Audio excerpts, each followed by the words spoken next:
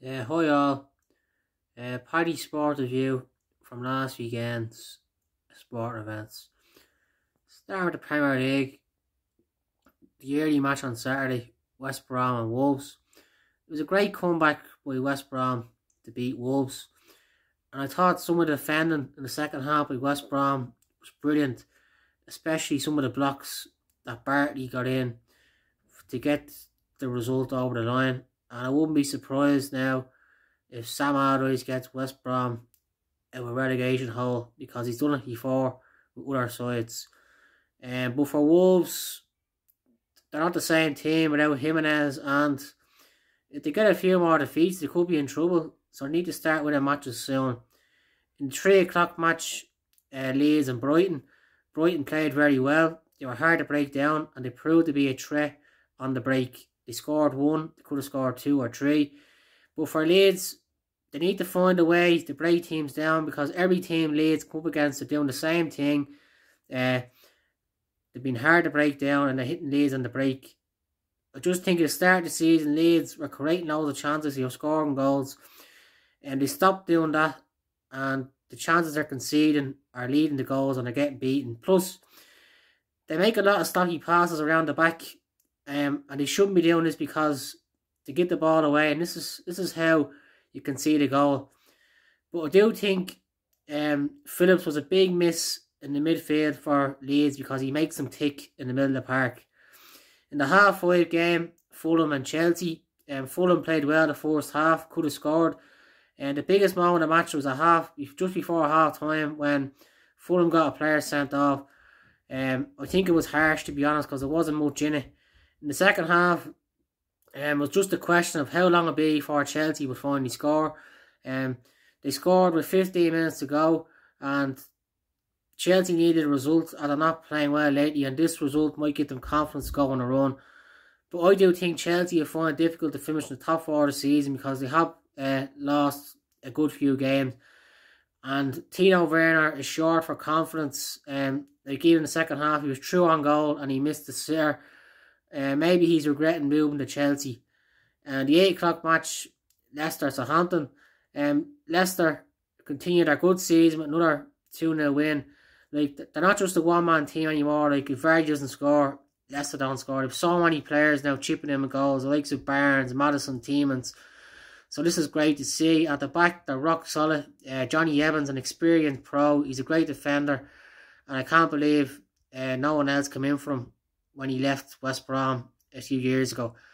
On Sunday, Sheffield and Spurs, I thought when Sheffield scored, I thought, oh, here we go again. Spurs are going to crack. But did enough to win.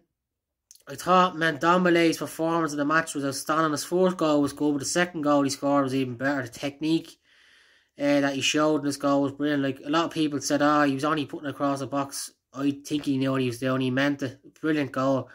And fair play to him. He's knuckled down. He's worked hard, because I thought his Spurs days were numbered when Bale came to the club. And Harry Kane, like, the goal that he scored, them goals now are like tap-ins to him. He's a brilliant player. His all-round game is impressive. And he's arguably the best striker in the league. In the half-hour match, Liverpool against Manchester United. United should have beaten Liverpool, because the 2 best chances of the match, Pogba and Fernandes.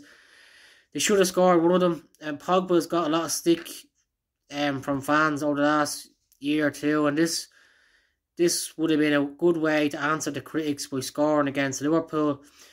And I just think this was a missed opportunity for United, because if they're seriously title contenders, they need to win games like this.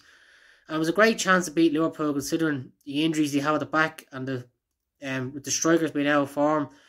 And even, like, they didn't seize the opportunity of taking on Henderson and Fabinho much in the game. I thought they should have done that more and put them under pressure.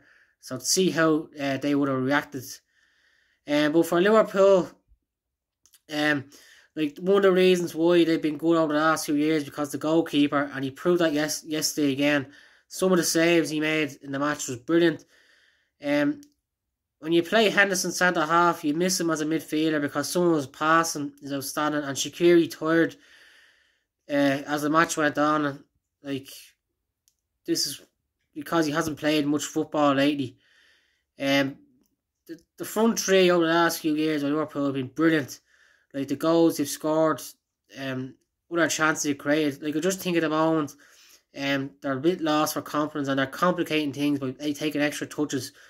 They just need to go back to what they're good at, one touch, and then do their stuff. And this could be one of the reasons why Liverpool found it hard to score goals lately. In the late match yesterday, City against Palace, De Bruyne was brilliant. To get to 100 assists for City is an amazing achievement. He's arguably one of the best midfielders in Europe. And the technique for Stones' goal outside the foot was brilliant. An underrated player for City, Gundogan, over the last few weeks has added goals to his game. And these goals have been really important in City's title charge. And John Stones, I thought his City career was over and they signed Diaz, but fair play to him. He's knuckled down, he's worked hard, and he's formed a great relationship with Diaz. And this is another reason why City have come back into the title race. And I do think City are the title favourites because they have the best squad in the league. And they're really playing well at the moment. They're on a good run at the moment. In European football, Inter Milan got a great win against Juventus. Arturo Vidal has been an important player for them this season, and he's added goals to his game. He's a brilliant midfielder, and his signing went unnoticed because of the other players that they signed. In Germany, Dortmund, I was surprised they didn't win at the weekend, only draw and 1-1. A shock, to be honest. In the French league, Marseille are beaten at home by a team in the bottom half of the league. Villas-Boas will be under pressure now, and some of the Marseille players are out of contract, so it'll be interesting to see what happens. And in Spain, the Spanish Super Cup, Barcelona against Atletico Bilbao.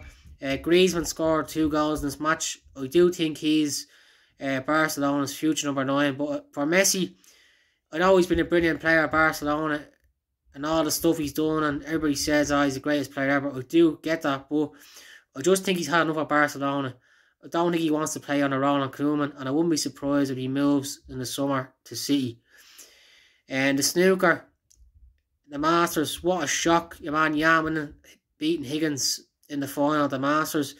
He played really well, and the confidence that he's going to get out of this win will be amazing. And if the World Championship snooker goes ahead this year, he could be an outside bet because he's no fear, he's so young, and he's in great form. And golf to finish at Sony Open. Well done to Kevin Na. Like, a few years ago, he had the yips with his swing and his game, and he's overcome them, and the confidence he got out that win now will bring him to the next level. And Neiman played well again. He's had 2 great weeks, and I think he'll have a big win this season. And Morikawa finished in the top 10. Like, everybody knows how good he is at the win the major last year, and I wouldn't be surprised he wins another major this year. So I hope you enjoy the weekend's action. Thank you.